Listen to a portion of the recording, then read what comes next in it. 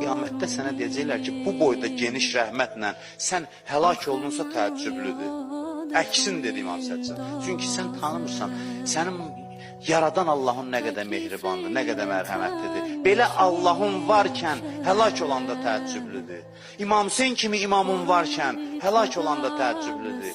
Aşura gecəsi olmaqla, Qədir gecəsi olmaqla, bütün bu neymətlər, bu rəhmət olmaqla, İmam Hüseyin dahi axırıncı deyəcəklər da Hüseynin var idi, bəhanələr kəsiləcək. Sənə İmam Hüseyini seçmişdim, onunla sən necə oldu ki, həlak oldun? İmamı Hüseyin olan həlak olar, sən neynədin ki, həlak olur? Adam sevildiyini biləndə hər şey asan olur. Əbəlfəz ağa üçün bir nə qədər asan idi qollarının kəsilməsi, gözünə ox batması. Əbəlfəz bunları görmürdü. Əbəlfəz üçün çətin olan bircə bu idi ki, mən Hüseynin eşqinə necə cavab verim? Əbəlfəz üçün çətin